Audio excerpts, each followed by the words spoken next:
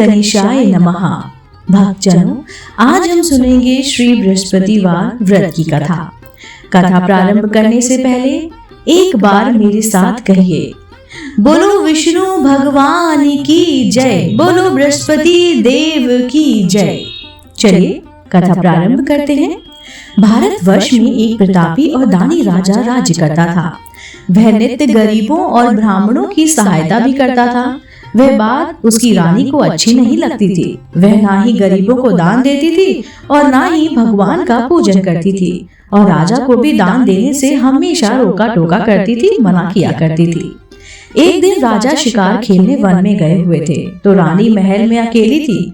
उसी समय बृहस्पति देव साधु वेश में राजा के महल में भिक्षा मांगने के लिए गए और भिक्षा मांगी। रानी ने भिक्षा देने से इनकार किया और कहा, हे साधु महाराज, मैं तो दान पुण्य से तंग ही आ गई हूँ। मेरा पति सारा धन लुटाते रहता है। मेरी इच्छा है कि हमारा धन नष्ट हो जाए, फिर ना रहेगा बांस और ना बजेगी बांसुरी। साधु ने कहा, देवी तुम तो बड़ी ही विचित्र हो। धन संतान तो सभी चाहते हैं, पुत्र और लक्ष्मी तो बापी के घर भी होनी चाहिए।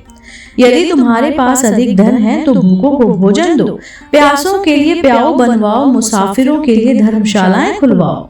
जो निर्धन अपनी कुंवारी कन्याओं का विवाह नहीं कर सकते, उनका विवाह करा दो। ऐसा और कई काम है जिसके करने से तुम्हारा यश लोक परलोक में फैलेगा।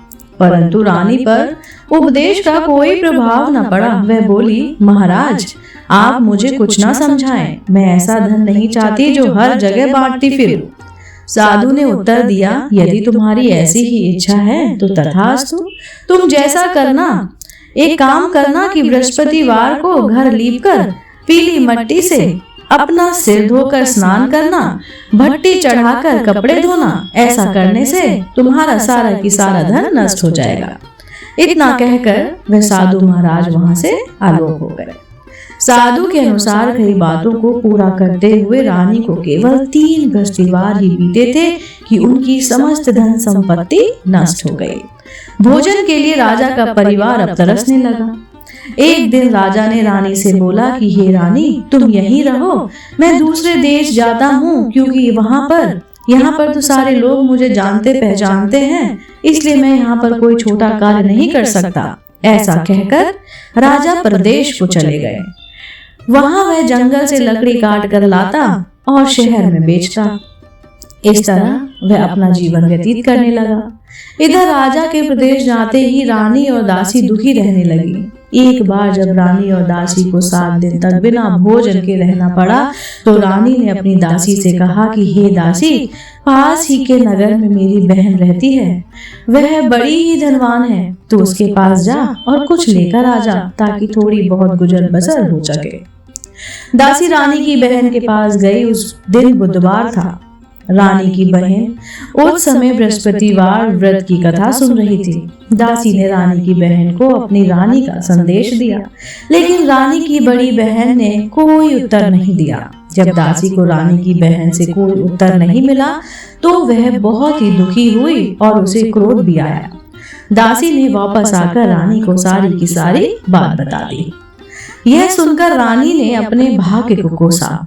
उधर रानी की बहन ने सोचा कि मेरी बहन की दासी आई थी, परंतु मैं उससे नहीं बोली, इससे वह बहुत ही दुखी हुई होगी। कथा सुनकर और पूजा समाप्त करने पर वह अपनी बहन के घर आई और कहने लगी, ये बहन, मैं बृहस्पतिवार का व्रत कर रही थी। तुम्हारी दासी मेरे घर आई थी, परंतु जब तक कथा होती है तब तक ना तो उठते हैं और ना ही बोलते हैं, इसलिए मैं नहीं बोली।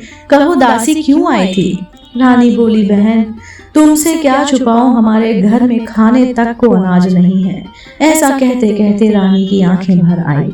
उसने दासी समेत पिछले 7 दिनों से भूखे रहने तक की बात अपनी बहन को विस्तार पूर्वक सुना दी। रानी की बहन बोली, देखो बहन, भगवान बृहस्पति देव सबकी मनोकामना पूर्ण करते हैं। देखो शायद तुम्हारे घर में अनाज रखा हो। पहले तो रानी को विश्वास नहीं हुआ, पर बहन के आग्रह करने पर उसने अपनी दासी को अंदर भेजा, तो उसे सचमुच अनाज से भरा एक घड़ा मिला। यह देखकर दासी बहुत ही हैरान हुई और परेशान हुई। दासी रानी से कहने लगी, हे रानी, जब हमको भोजन नहीं मिलता तो हम व्रत ही तो करते थे, इसलिए क्यों ना इससे व्रत और कथा की विधि पूछ ली जाए ताकि हम भी व्रत कर सके। तब रानी ने अपनी बहन से बृहस्पतिवार व्रत के बारे में पूछा। उसकी बहन ने बताया, बृहस्पतिवार के व्रत में चने की दाल और मुनक्का से भगवान विष्णु को केले की जड़ में पूजन करें तथा दीपक जलाएं, व्रत कथा सुने और पीला भोजन ही करें। इससे बृहस्पति देव प्रसन्न होते हैं। व्रत और पूजन विधि बताकर रानी की बहन अपने घर को लौट गई। 7 दिन के बाद जब गुरुवार आया तो रानी और दासी ने व्रत रखा। गुड़साल में जाकर चना और गुड़ ले आई। फिर उसने केले की जड़ तथा भगवान विष्णु का पूजन किया। अब पीला भोजन कहाँ से आए, इस बात को लेकर दोनों बहुत ही दुखी थे। चूंकि उन्होंने व्रत रखा था इसलिए बृहस्पतिवार को उनको पीला ही भोजन करना था। इसलिए बृहस्पति देव उनसे प्रसन्न थे। इसलिए वे एक साधारण व्यक्ति का रूप धारण करके 2 थालों में सुंदर पीला भोजन दासी को दे गए। कौन? भगवान विष्णु।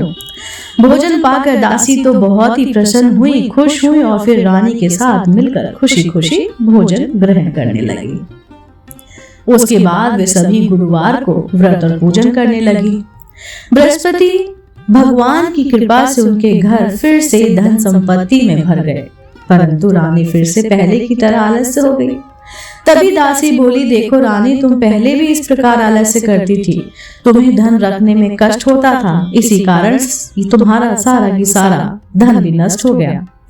और जब भगवान बृहस्पति की कृपा से धन मिला है तो तुम्हें फिर से आलस्य होता है। रानी को समझाते हुए दासी कहती है कि बड़ी मुसीबतों के बाद हमने ये धन पाया है, इसलिए हमें दान पुण्य करना चाहिए, भूखों को भोजन देना चाहिए और धन को शुभ कार्यों में खर्च करना चाहिए, जिससे तुम्हारे कुल का यश बढ़ेगा, स्वर्ग की प्राप्ति होगी, पितृ प्रसन्न होंगे। दासी की बात मानकर रानी अपना धन शुभ कार्यों में खर्च करने लगी, जिससे पूरे नगर में उसका यश फिर से फैल गया। बृहस्पति व्रत कथा के बाद श्रद्धा के साथ आरती की जानी चाहिए। इसके बाद प्रसाद बांटकर उसे ग्रहण भी करना चाहिए। एक दिन राजा दुखी होकर जंगल में एक पेड़ के नीचे आसन जमा कर बैठ गया। वह अपनी दशा को याद करके व्याकुल होने लगा।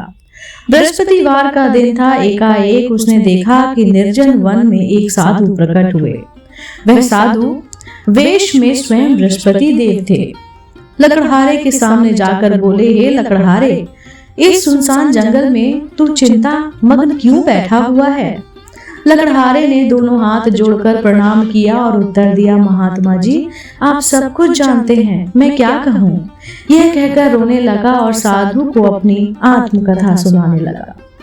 महात्मा जी ने कहा, तुम्हारी स्त्री ने बृहस्पति के दिन बृहस्पति भगवान का निरादर किया, इसके कारण वह रुष्ट होकर उन्होंने तुम्हारी ये दशा कर दी है। अब तुम चिंता को दूर करके मेरे कहने पर चलो तो तुम्हारे सब कष्ट दूर हो जाएंगे और भगवान पहले से भी अधिक संपत्ति धन तुमको देंगे।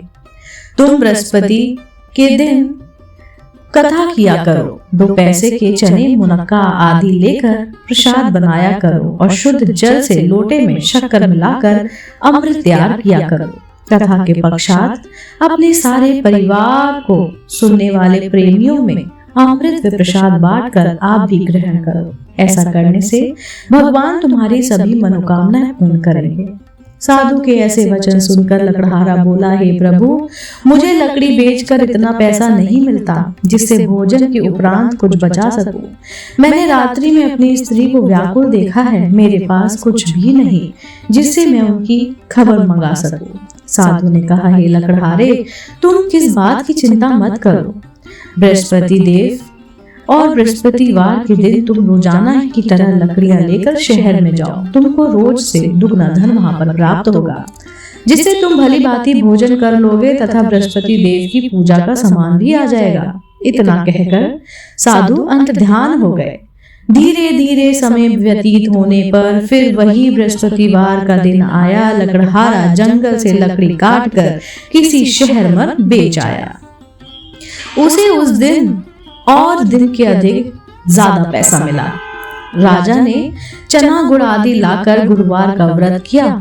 उस दिन से उसके सभी क्लेश दूर हो गए। परंतु जब दोबारा गुरुवार का दिन आया तो बृहस्पतिवार का व्रत करना भूल गया। इस कारण बृहस्पति भगवान नाराज हो गए।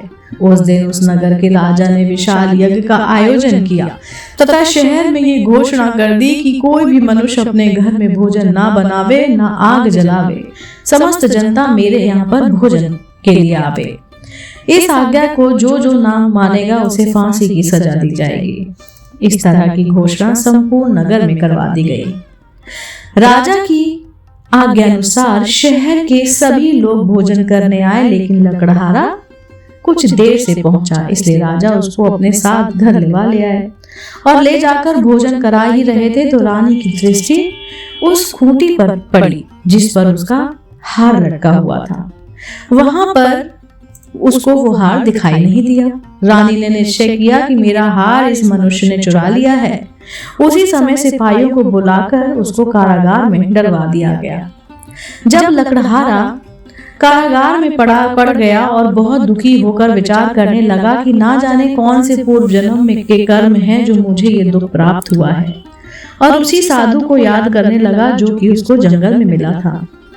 उसी समय तत्काल बृहस्पति देव साधु के रूप में प्रकट हुए और उसकी दशा को देखकर कहने लगे, अरे मूर्ख, तूने बृहस्पति देव की कथा नहीं करी, इस कारण तुझे ये दुख प्राप्त हुआ है। अब चिंता मत कर, बृहस्पतिवार के दिन कारागार के दरवाजे पर 4 पैसे पड़े मिलेंगे, उनसे तू बृहस्पति देव का पूजन करना, तेरे सारे कष्ट दूर हो जाएंगे। बृहस्पतिवार के दिन उसने बृहस्पति देव को पूजा किया और लकड़हारे ने कथा भी कही। उसी रात्रि को बृहस्पति देव ने उस नगर के राजा को स्वप्न में कहा, हे राजा, तूने जिस आदमी को कारागार में बंद कर दिया है वह निर्दोष है, वह राजा है, उसे छोड़ दे। रानी का हार उसी खूंटी पर लटका है। अगर तू ऐसा नहीं करेगा तो मैं तेरा सारा की सारा राज नष्ट कर दूंगा। इस तरह रात्रि के स्वप्न को देखकर राजा प्रातःकाल उठा और खूंटी पर हार देखकर लकड़हारे को बुलाकर क्षमा मांगी तथा लकड़हारे को योग सुंदर वस्त्र आभूषण देकर वहां पर खुशी खुशी उसने विदा किया। बृहस्पति देव की आज्ञा अनुसार लकड़हारा अपने नगर को चल दिया। राजा जब अपने नगर के निकट पहुंचा तो उसे बड़ा ही आश्चर्य हुआ। नगर में पहले से अधिक बाग, तालाब, कुएं तथा बहुत सी धर्मशालाएं, मंदिर आदि बन गई थी। राजा ने पूछा, ये किसका बाग है और किसका धर्मशाला? तब नगर के सब लोग कहने लगे, ये सब रानी और बांदी के हैं। तो राजा को आश्चर्य हुआ और गुस्सा भी आया। जब रानी ने ये खबर सुनी कि राजा आ रहे हैं तो उसने बांदी से कहा कि हे दासी, देख राजा हमको कितनी बुरी हालत में छोड़ गए थे। हमारी ऐसी हालत देखकर वह अब लौट न जाएं, इसलिए तू दरवाजे पर खड़ी हो जा।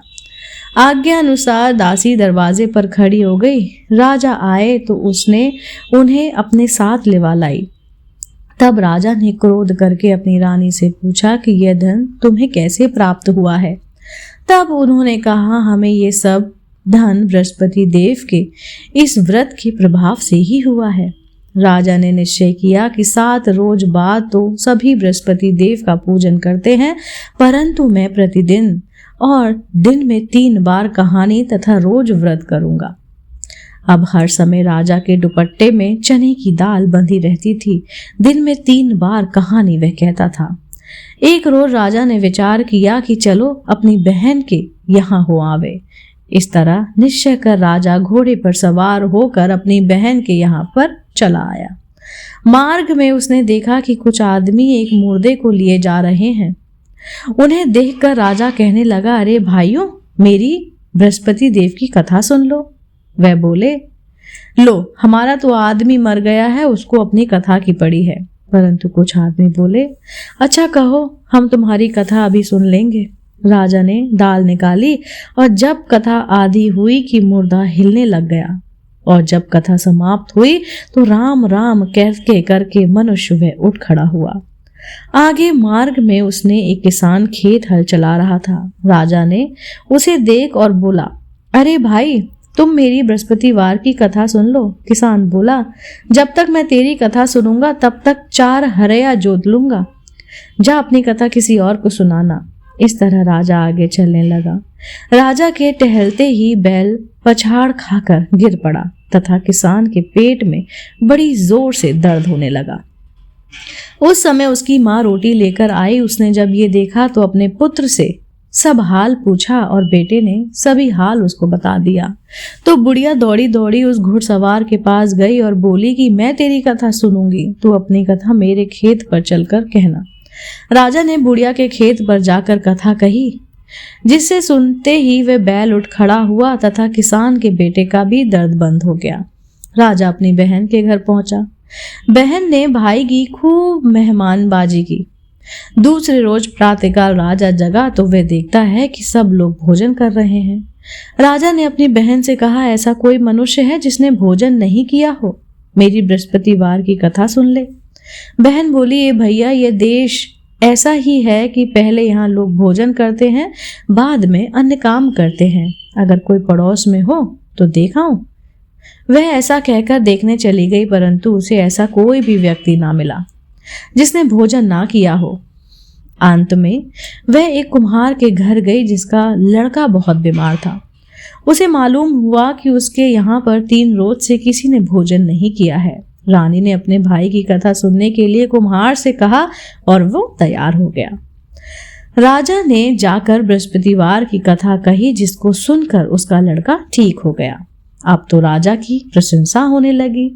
एक रोज राजा ने अपनी बहन से कहा कि हे बहन, हम अपने घर जाएंगे, तुम भी तैयार हो जाओ। राजा की बहन ने अपनी सास से कहा।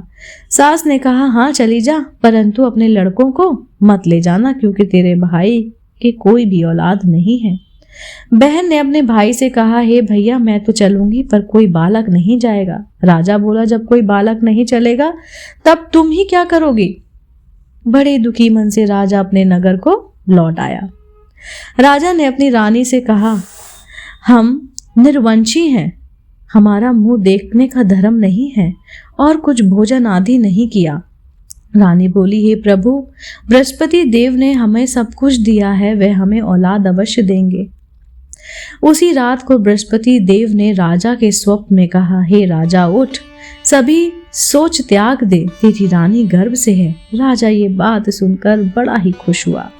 9वें महीने में उसके गर्भ में एक सुंदर सा पुत्र पैदा हुआ। तब राजा बोला, हे रानी, स्त्री बिना भोजन के रह सकती है, पर बिना कहे नहीं रह सकती। जब मेरी बहन आवे तुम उससे कुछ कहना मत। रानी ने सुनकर हाँ कर दी। जब राजा की बहन ये शुभ समाचार सुनकर बहुत खुश हुई और तब बधाई लेकर अपने भाई के घर आई, तभी रानी ने कहा, घोड़ा चढ़कर तो नहीं आई, गधा चढ़ी आई। राजा की बहन बोली, भाभी, मैं इस प्रकार ना कहती तो तुम्हें औलाद कैसे होती? बृहस्पति देव ऐसे ही है, जैसे जिसके मन में कामनाएं हैं सभी को पूर्ण करते हैं। जो सद्भावना पूर्वक बृहस्पतिवार का व्रत करता है, एवं कथा पढ़ता है और कथा सुनाता है और सुनता है, दूसरों को भी सुनाता है, बृहस्पति देव उसकी सभी मनोकामनाओं को पूर्ण करते हैं। भगवान बृहस्पति देव उनकी सदैव रक्षा करते हैं। संसार में जो मनुष्य सद्भावना से भगवान जी का पूजन व्रत सच्चे हृदय मन से करते हैं, तो उनकी सभी मनोकामनाएं पूर्ण करते हैं। जैसे सच्ची भावना से रानी और राजा ने उनकी कथा का गुणगान किया, तो उनकी सभी इच्छाएं बृहस्पति देव जी ने पूर्ण कर दी। इसलिए पूर्ण कथा सुनने के बाद प्रसाद लेकर जाना चाहिए। हृदय से उनका मनन करते हुए जयकारा बोलना चाहिए। बोलो बृहस्पति देव की जय, बोलो भगवान विष्णु की जय।